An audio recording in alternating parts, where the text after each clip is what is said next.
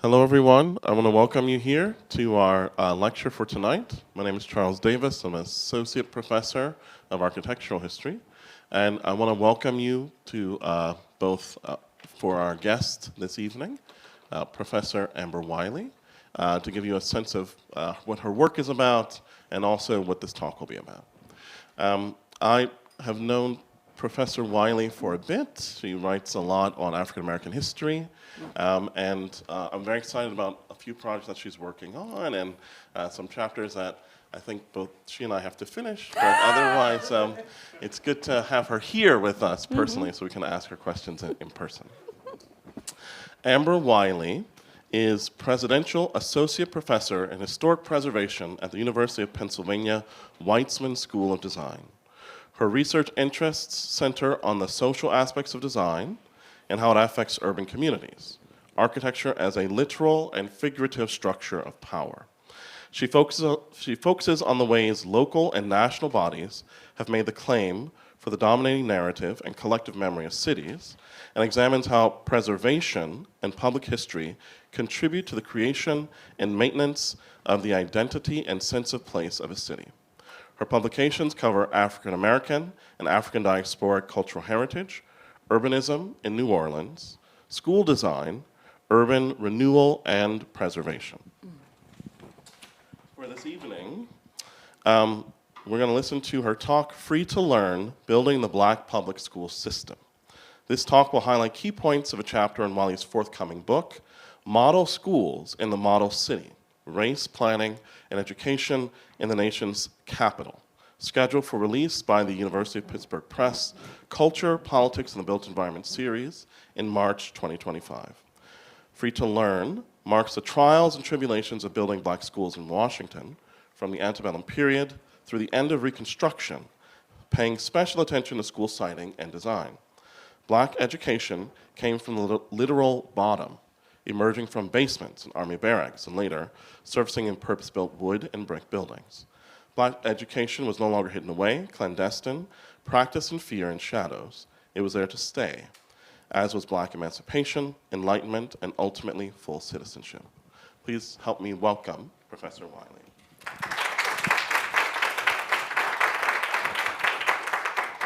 Good evening, everyone. Thank you for joining me on this very sunny and bright Monday, I guess afternoon/evening. Thank you, Alexandra and Charles, for the invitation to speak here at the University of Texas. It is a pleasure and also just a fun place to be. I have to say, thinking about a sense of place and memory and how we tell our stories. I was on the main green. Don't ask me what the actual official name is, but the main green, you know, that swath behind the fantastic fountain. And I walked up to a pedestal that didn't have a statue on it. And I was like, ooh, what's this? Oh, Robert E. Lee, okay. And then I noticed the three others, and so I walked up, I was like, ooh, what's that? And so, fascinating stuff. And I was thinking, like, this is exactly where I live. Like, I live in that kind of intersection of how do we tell these stories and what are the signifiers that tell us about where we are. So anyhow, moving forward, I'm going to give you a little bit of an intro into my book.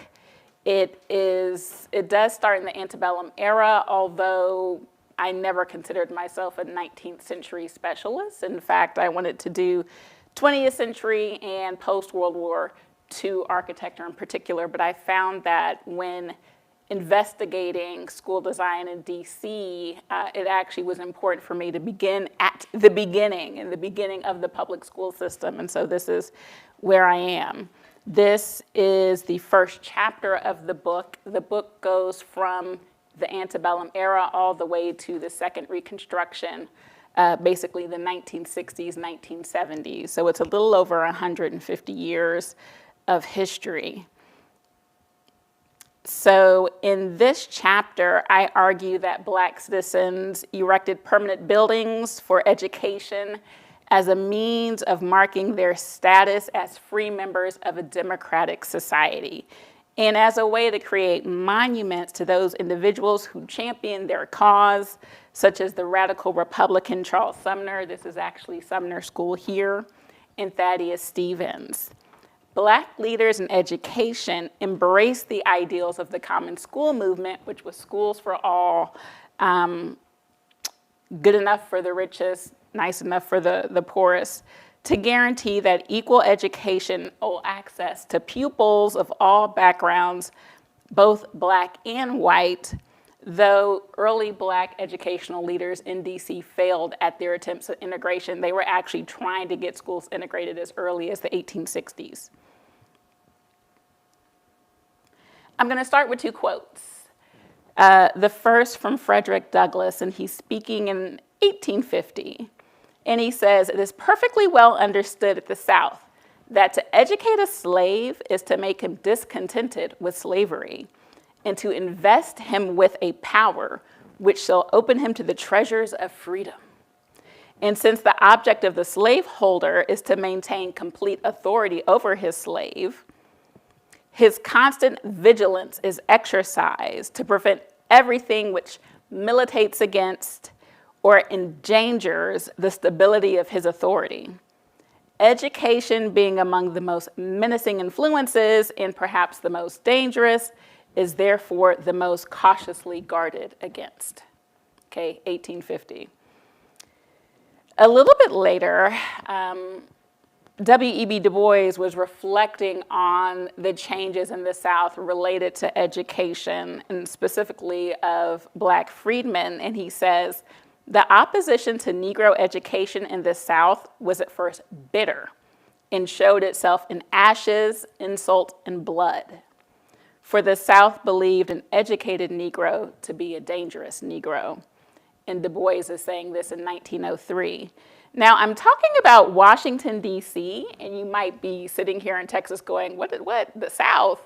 What are you talking about? But Washington, D.C., sits right there at this geographical intersection between North and South. That's partially why it is where it is. And they actually had enslavement practice in our nation's capital. So this is something that we should think about. Whenever people are arguing about what's part of the South, I'm like, yeah, DC's, yes. And so part of where I start is antebellum Washington and thinking about the city as a contradictory site of democratic values. Washington, D.C. has been a site of inspiration and disillusionment in the Black American psyche for 2.5 centuries. Enslaved and free Black people lived in Georgetown, then a city in the British province of Maryland, as early as the 1750s. And by the time the American Revolution began in 1776, Black residents made up a third of Georgetown's population, okay?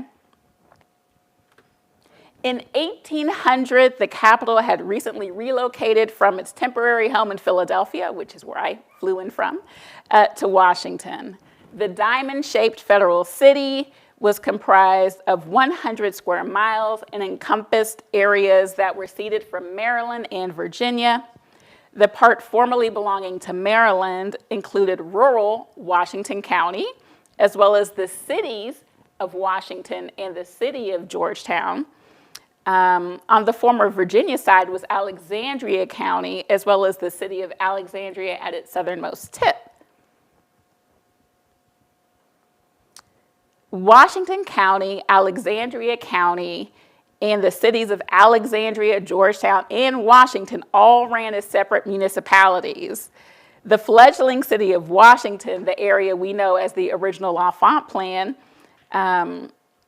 had no official charter until 1802. So it was just like sitting there in the midst of 2 whole years of like, what are we doing? Administering a publicly funded school system across all of these jurisdictions was a complicated affair, not to mention the fact that the US Constitution gave Congress authority to exercise exclusive legislation in all cases whatsoever over this new federal district. How would residents be taxed? Would Congress control educational directives and expenditures? Did Washington County taxes support Alexandria County taxes and vice versa?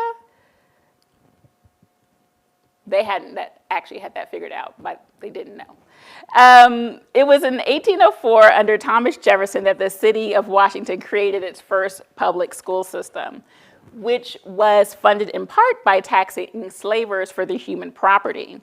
The city of Georgetown, remember we're thinking of these all as separate municipalities, at the time created its own school system in 1810. Even though black residents made up a third of the whole of the District of Columbia, and free black citizens were subject to the same taxes as white citizens, no black people, whether free or enslaved, were allowed to attend a public school in the federal district until 1862. In the face of such inequality and oppression, free black Washingtonians created their own private institutes of learning prior to the establishment of a free public school system. The first of such schools was founded by 3 black men who were employed at the Navy Yard. And I've got an image here. You can see that small arrow. That is where the Navy Yard was. George Bell, Nicholas Franklin, and Moses Liverpool. All 3 men had been previously enslaved. Bell was a carpenter who came from Prince George's County, Maryland. Franklin and Liverpool were caulkers by trade with origins in the Tidewater region of Virginia. By virtue of their previously enslaved status and their residence in Maryland and Virginia, the law forbade them to learn how to read and write. Yet they were adamant that the same fate would not befall their children. Thus, they privately financed and erected the Bell School, established in 1807. And I've got an arrow here giving the approximate location. It was at 2nd and D Street Southeast. And this image is of Washington, D.C. in 1862 or thereabouts. So it's a little bit of a later image, but it's still a pretty good understanding of even the semi-rural nature of the district. Since the 3 men who founded the Bell School could not read, they employed a white male teacher for instruction.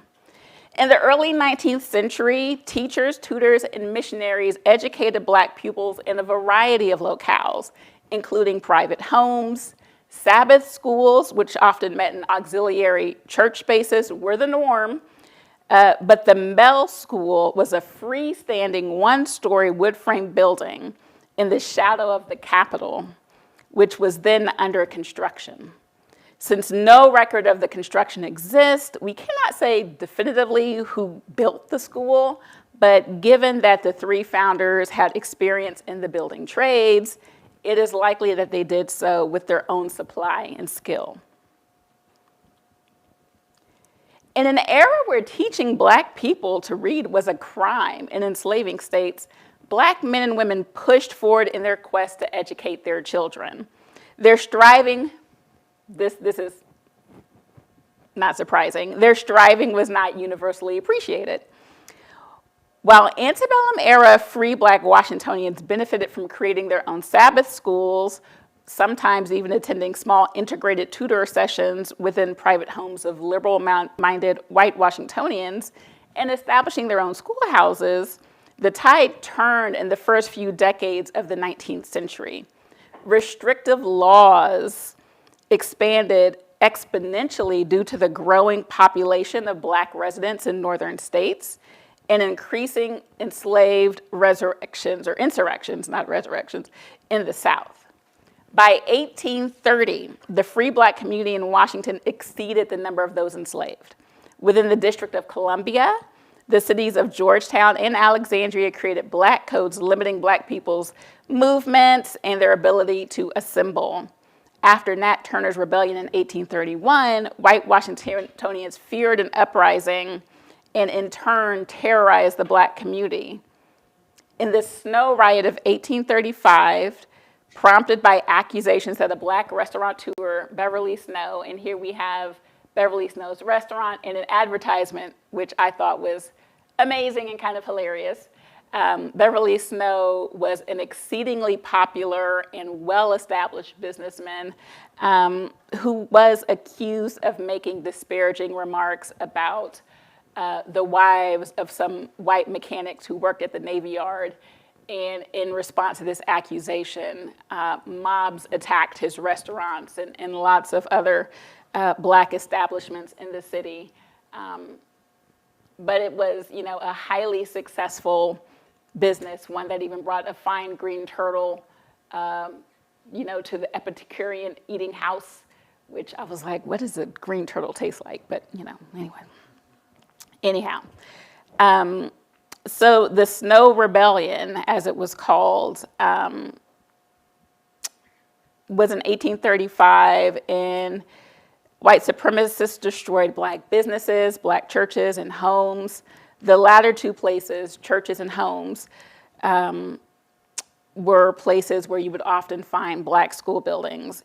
Even after rebuilding, those particular black institutions that house schools face arson and mob activity, and bullies harassed young scholars on their way to and from classes. So we have to understand, and W.E.B. Du Bois said it, like education was an increasingly dangerous undertaking for those who looked to instruct free black people in the city. Almost all private educational enterprises braved intimidation and direct violence. Due to these circumstances, the small learning institutions and gathering spaces had to move often, and many were short-lived. Despite adverse conditions, this is amazing, around 1,000 black children were attending private schools in the District of Columbia by the late 1850s. Washington and its sister city, Georgetown, were ahead of the rest of the country in educating black citizens. I forgot to mention that 42% of the free black population in the 1850s was literate within the District of Columbia. But here we go. But since the abolishment of the transatlantic slave trade in 1808, Washington became the center of a highly profitable and treacherous domestic trade, where thousands of black captives passed through each year. Slavery, captivity, and bondage became even more prominent institutions within the physical landscape of Washington in the first half of the 19th century.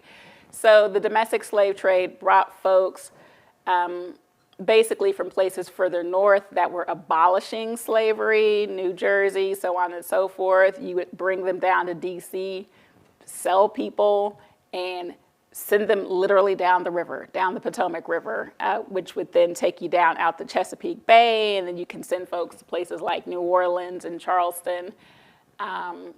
So the domestic trade was ripe in the district. In 1836, abolitionist Broadside depicted the city as the slave market of America, land of the free, home of the oppressed. And the hypocrisy in the practice of slavery was highlighted in the federal district, since that institution impeded individual rights, freedom and liberty. It contradicted biblical teachings, the Declaration of the Independence, the U.S. Constitution, and state constitutions. This is all what this Broadside was saying. In this poster, they highlighted the publicly and privately funded prisons, as well as the infrastructure of kidnapping, captivity, and shipment in short distance from America's physical signifiers of freedom. Has anybody seen 12 Years a Slave? Y'all know how Solomon Northup was tricked into going into that traveling circus or the traveling band, and then he gets down to DC and then they drug him and kidnap him and throw him into prison? Like that. That was the state, the status, the reality in the District of Columbia. So it was perilous, to say the least. The advent of the Civil War in 1861 transformed the trajectory of education for all students in the nation's capital, black and white. City growth intensified with the arrival of troops, federal workers, and self-emancipators, recalling folks who decided to leave the plantation before emancipation, self-emancipators or self-liberators. During the war, with the South ceding and pro-slavery sentiments absent from Congress, radical Republicans were able to use their constitutional authority to enact sweeping change and reform in the federal district, which at that time no longer included the Virginia side. In April 1862, a Republican Congress abolished slavery with the compensated Emancipation Act. And enslaved folks in the city, in the district, were actually free 9 months before the Declaration, before the Emancipation Proclamation. A few months later, Congress passed legislation establishing a public school system for Black students under the supervision of the Secretary of the Interior, which I find really interesting. Not under any of these other municipalities, but it was a federal public school system under the Secretary of the Interior. The Secretary of the Interior appointed a board of trustees for Georgetown and Washington. They were 3 white male abolitionists. But despite the fact that Congress created this public school system, it would be at least 2 more years, 1864, to guarantee 10% of school funds from taxation to be set aside for the Black school system. So let's do some math right quick. Federal public school system, taxes are coming from the cities of Washington and the cities of Georgetown. Black folks constitute about 33% of the population, but taxes are withheld for their public school system. In fact, when they finally do get money, it's only 10% of what's being taxed. Intriguing. The work that Congress was doing was in direct conflict with the desires of the all-white city council and mayor at the time. I'm speaking specifically of Washington City. These folks feared that emancipation would lead to Black mass migration to Washington, since the neighboring states of Maryland and Virginia continued to enforce enslavement. Remember, there was 9 months between folks being freed in DC and folks getting freed in Maryland and Virginia. Interesting, Maryland was a part of the Union, but they were allowed to keep their folks enslaved during the Civil War. It's a border state. It's weird stuff. And so I'm like, where's the South? I don't know. Maryland might be the South too. So the white city council members and the mayor were afraid and pleaded with Congress not to do this. You're freeing folks. You're setting up a public school system. This is all bad. It's scary. You're going to make people run here and by the tens of thousands. I will say that educated Black leaders feared this too, because they thought the great masses of uneducated Black migrants would undermine the little bit of taste of elevated status they had acquired in the city. The then mayor, his name was Mayor Wallach, turned to improving Washington's white public facilities, creating innovative schoolhouses for the growing population of white students. And he was saying, you know, I'm making these school buildings for the white students who are in Washington, as well as the thousands of children who are flocking to the metropolis of the Union, as he called it. He actively neglected development of an equally equipped Black public school system. He abided by the common school movement, which emphasized education as a means towards morality and character building. The mayor often repeated the phrase, schools good enough for the richest, cheap enough for the poorest. But Wallach's all did not include Black scholars. With the knowledge that the graded schoolhouse was a way of the future, and this is, you know, actual, like, basically what we would call the equivalent of an elementary school at this point, Wallach secured funding from the city to finance school construction programs that would overshadow other American cities. He was actually scared that the capital of the Union would be moving west to St. Louis, a safer, more inland route, in addition to the fact that he was scared that the Union would lose the Civil War. And so he was trying to build up the city while they were in the midst of a war to help establish or reestablish the stature of this capital city in duress. He contracted Adolf Kloos and Joseph Wildrich von Kappenhuber to erect the first new school building under this initiative. The school was named the Wallach School in honor of the mayor. There were a multitude of building projects in and around the city during the Civil War, not the least of which included the Capitol Dome. Yet the mayor considered the erection of this school building, quote, a monument to the city's honor, underscoring the symbolism of school design in the city's cosmopolitanism, and also just promises of a homegrown future potential for this embattled capital city.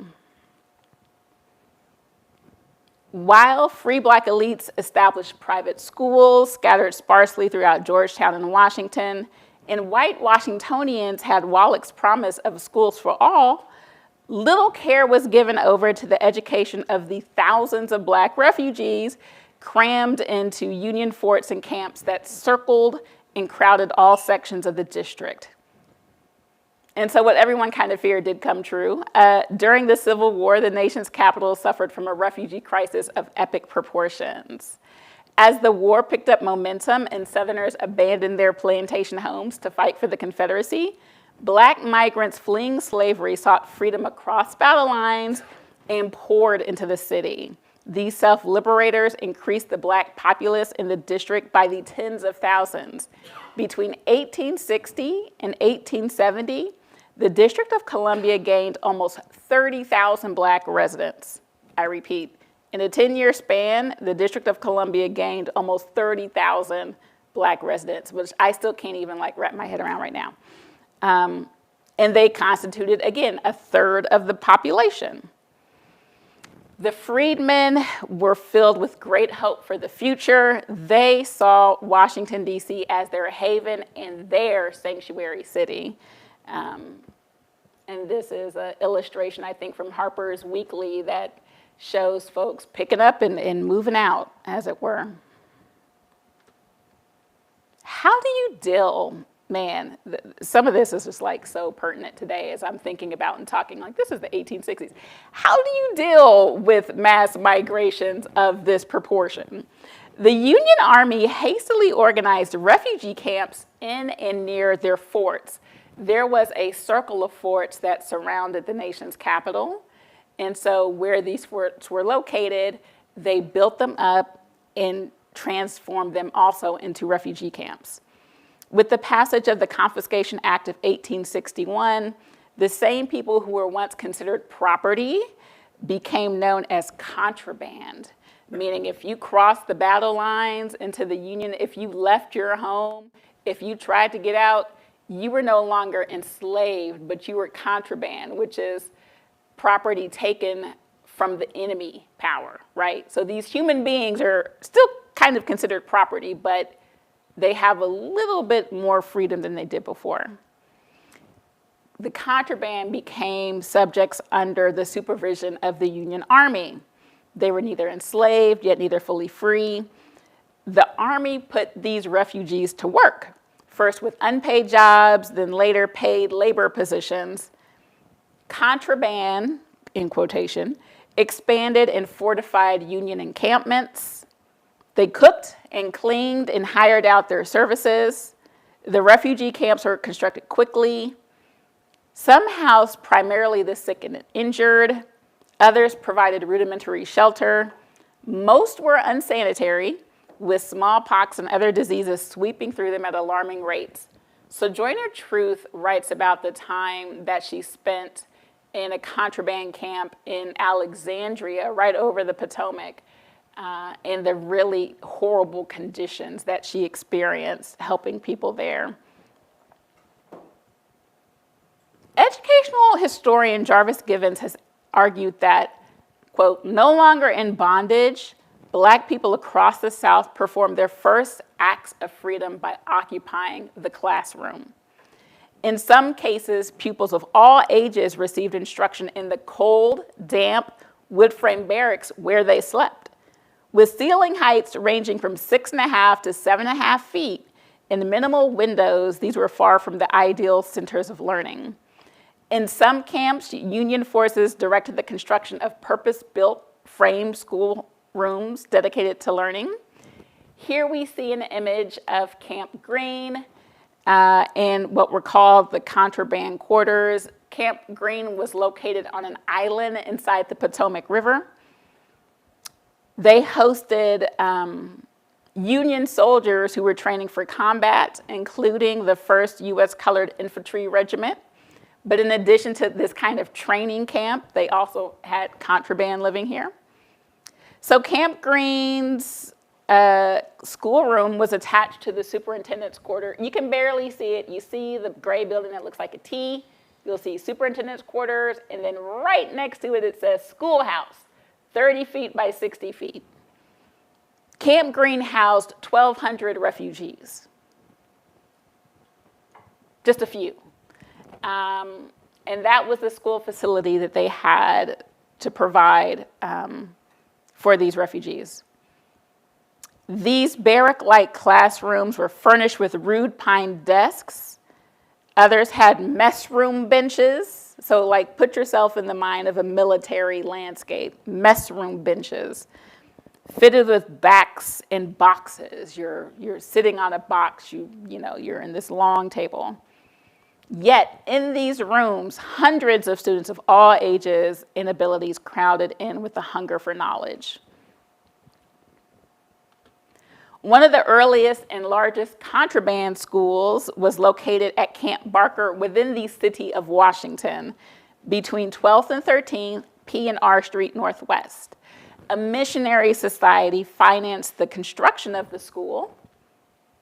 In the late summer of 1862, in response to a visit by photographer Matthew Brady, students were assembled with books in hand to demonstrate the great progress made at the school. In this photograph, almost 80 primary school aged scholars brandished their weapon of choice in the fight for freedom, a textbook, perhaps supplied by the American Tract Society.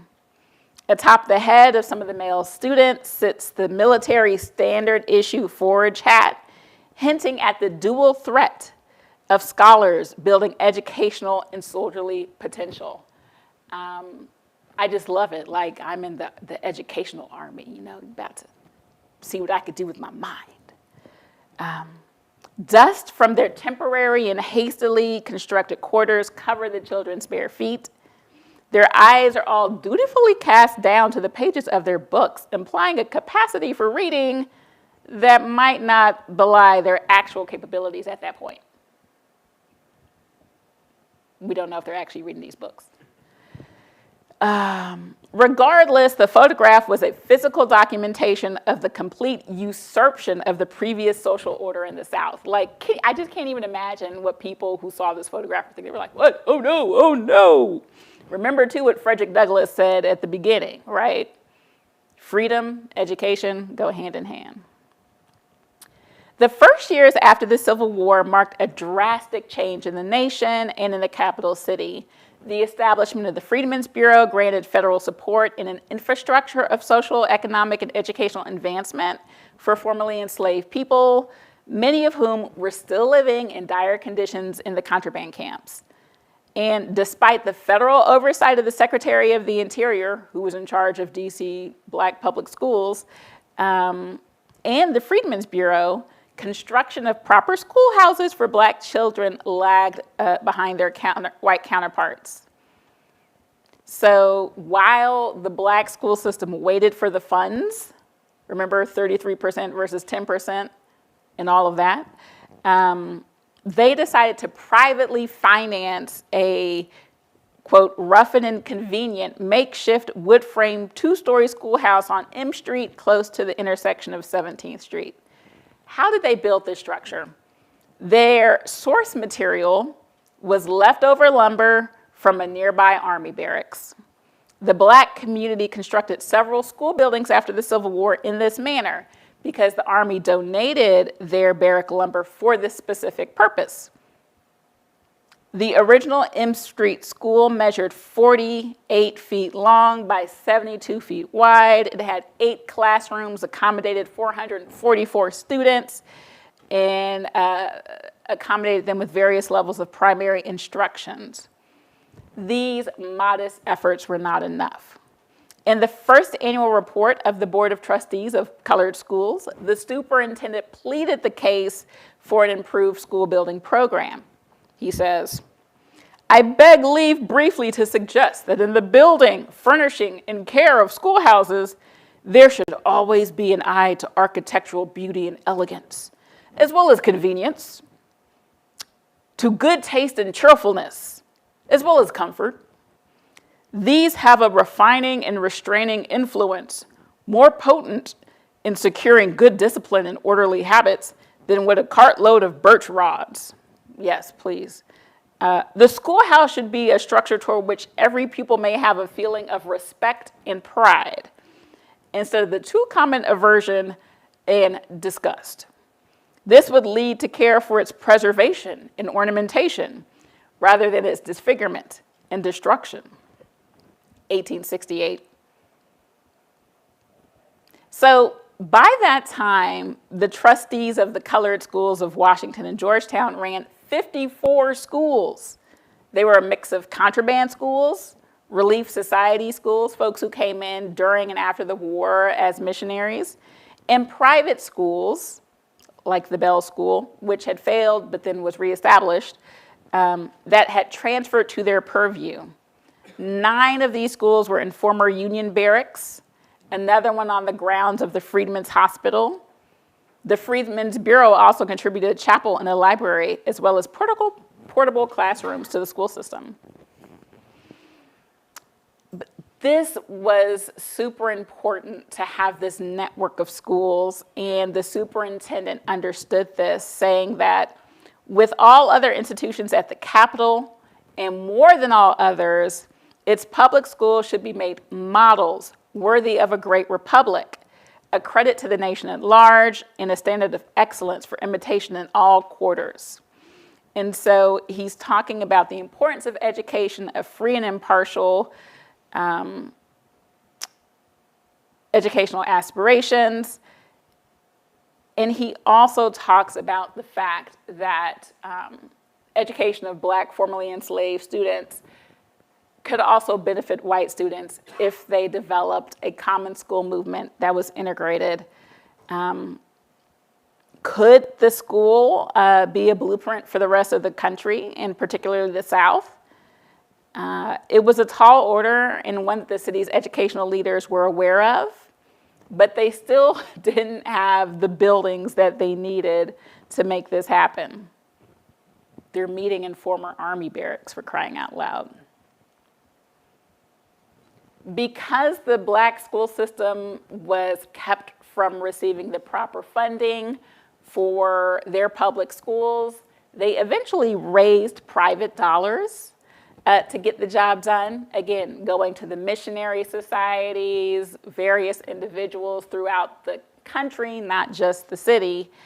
And in the meantime, constructed another building. In June 1868, they contracted a carpenter and builder, Alexander Pennell, to erect a new schoolhouse on the 21st Street between L and M.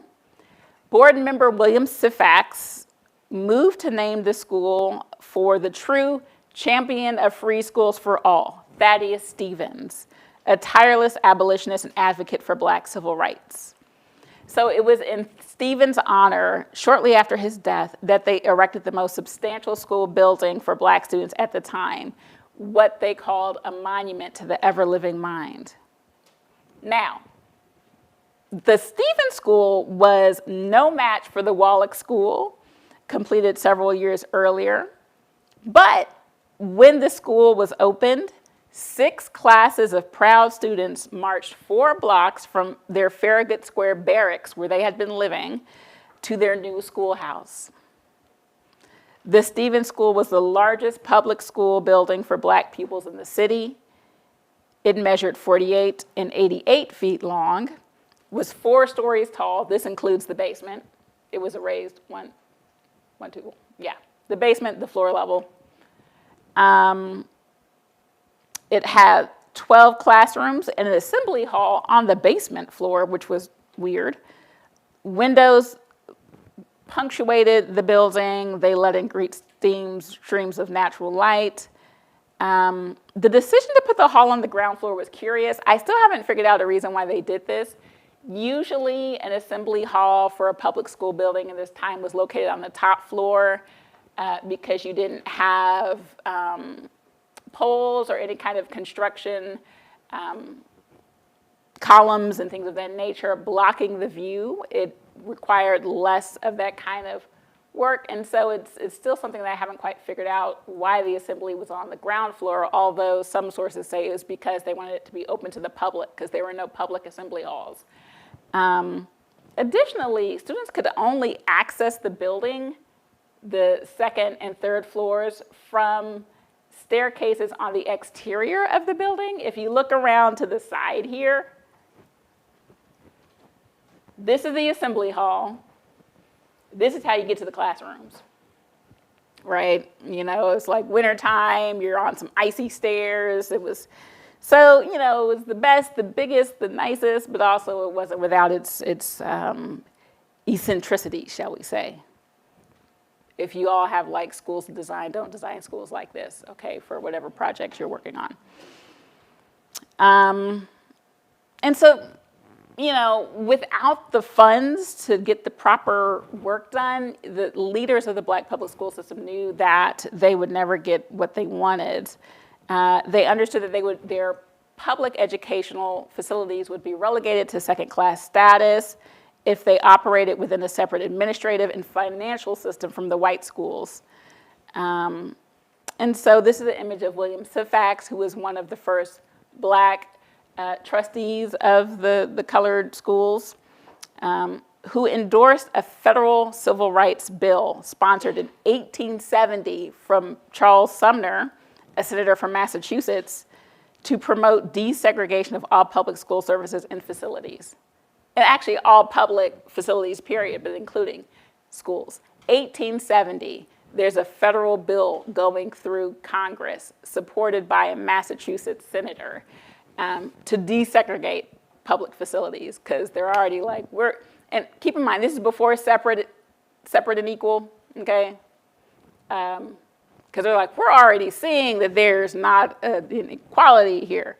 The gains in Black education in the nation's capital deeply troubled the white citizens of Washington, who for most of the 19th century were able to dictate the affairs in the city. Black men were enfranchised in Washington, D.C. in 1868. And so their previous mayor, Mayor Wallach, who was like, yeah, school's good enough for everyone except for y'all, they voted him right on out the next mayoral election they had. And then his replacement was a man named Mayor Bowen, who had previously sat on the board of trustees for colored schools. So this was a white abolitionist who sat on the board for Black schools. And so you know what he did? As soon as he got in that position, he was working to help the schools get the funding that they had been denied. So he had a lot of critics in the city, specifically well-to-do white Washingtonians, who said he cared more for Black lives than the life of the city in general. They pushed for investigations into Bowen's budgets and accused him of extravagance and venality. We have to remember that after the Civil War, the people who seceded from the Union were granted re-entry into Congress. And so the tide is turning. Initially, there were radical Republicans from Massachusetts, from Vermont, other places like this, who were fighting for Black suffrage, Black education, so on and so forth in the nation's capital. But by 1870, even, the tide was turning. And so in this unsteady political atmosphere, Congress passed the Organic Act of 1871, which consolidated Washington County in the cities of Georgetown and Washington under a single municipality, and appointed a governor and an 11-member council of the federal district. only the people below that, there was a House of Delegates that were locally elected. So you have Congress coming in and taking away certain levels of rights that had been granted only 3 years prior. 3 years. People were scared. In the end, scholars argue that local white citizens opted to relinquish their own suffrage and entrust it to a presidentially appointed authority than to enact anything resembling institutional reparations for Black inhabitants of the nation's capital. Congress denied Washingtonians the right to vote for their own mayor for over a century after that. For a century. You get the one mayor in there who's in there for like 3 years, and he's doing all this stuff trying to get Black folks, more resources for their schools. He's working in cahoots with William Sifax and the other Black leaders, and Congress is like, nope, no, we're not doing that.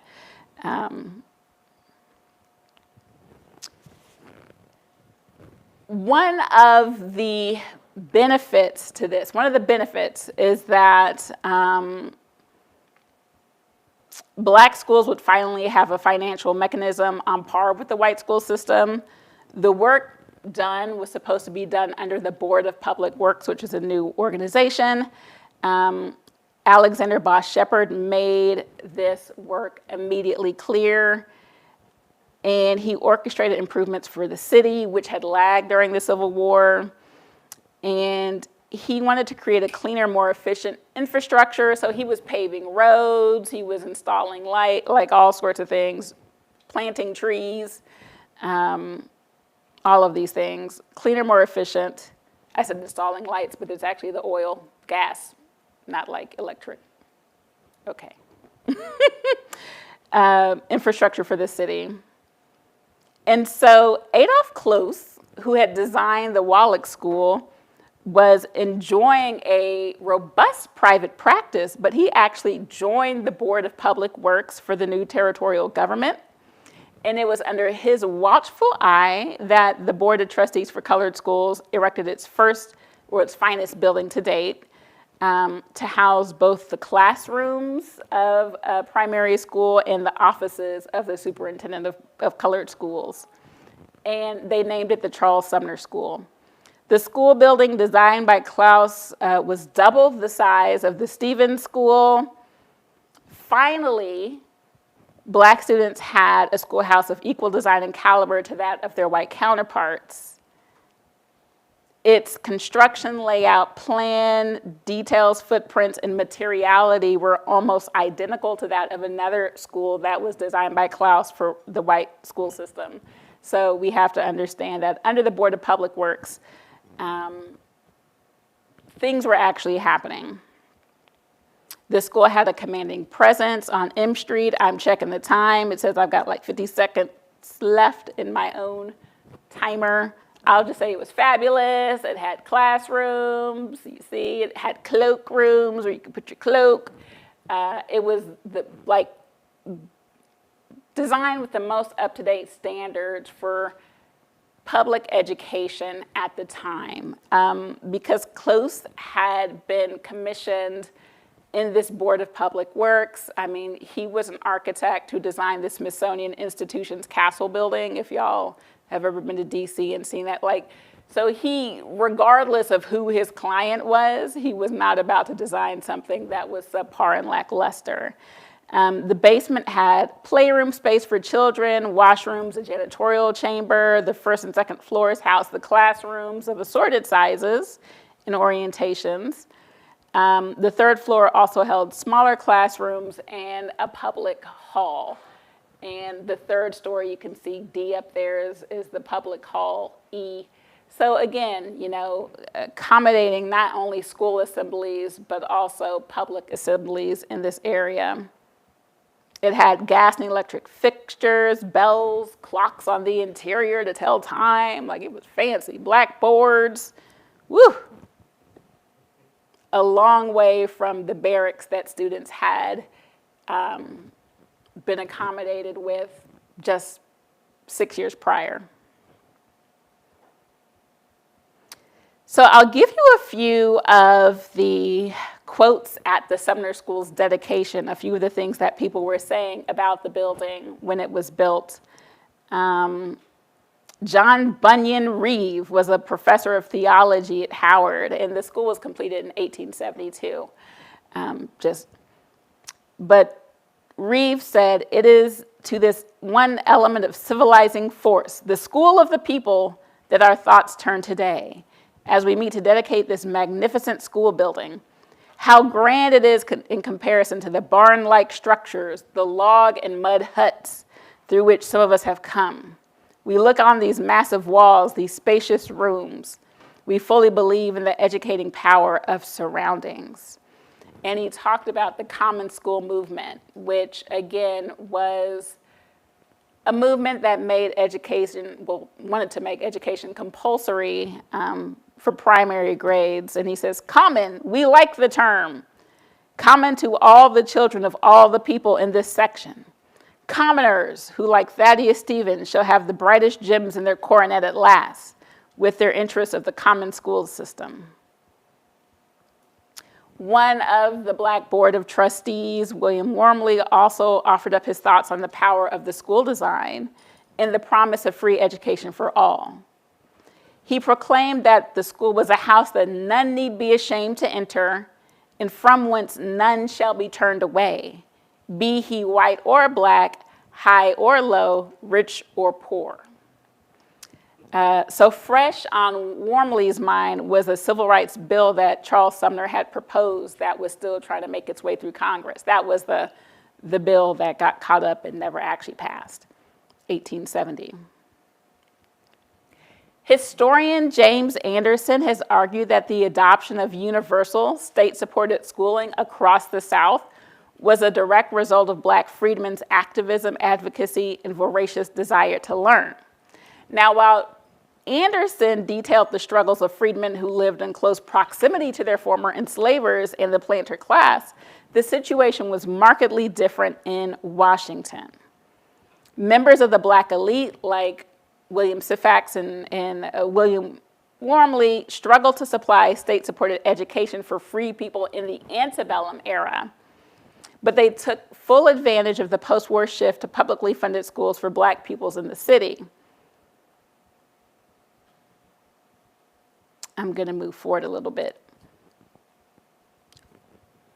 There were a lot of class conflicts within the district between folks who were free before emancipation and the refugees who came during the war. I guess this also shouldn't surprise anyone if we're thinking of like current politics. The public school system was supposed to be the great equalizer in a sense, or at least bring the refugees up into the class of citizenship that free Black folks wanted to ensure before the Civil War. And one of the things that I find really fascinating is that even with all the issues with the funding and finally getting the consolidation of at least the funding, even though folks' suffrage is taken away, Black folks are still working on these buildings.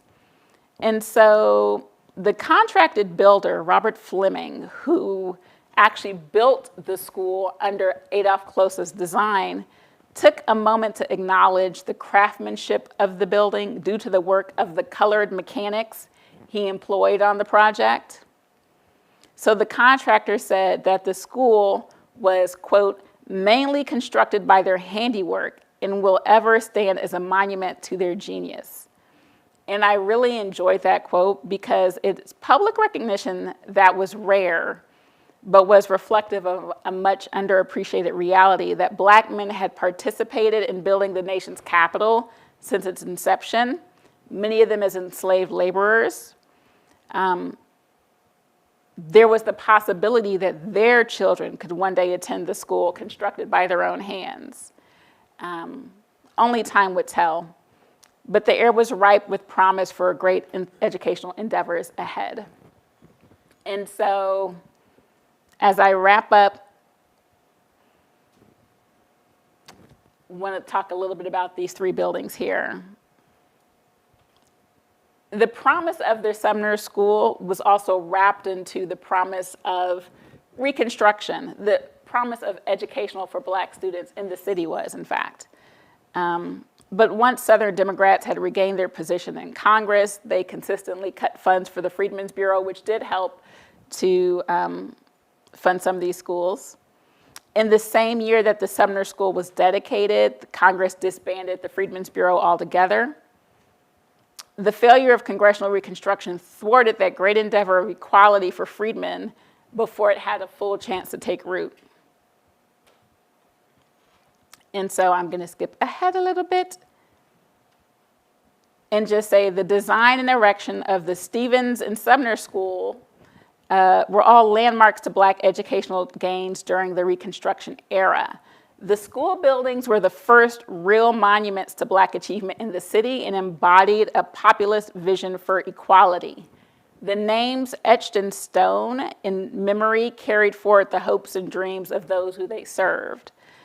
As Warmly board trustee proclaimed in 1872, Charles Sumner's name with us means education.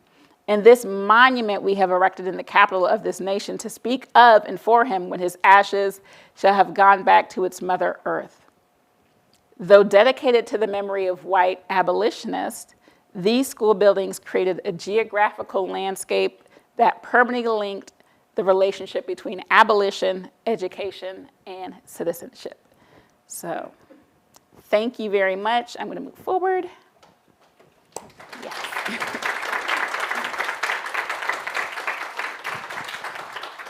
Thank you very much for that. I'm going to give, let me just check our time.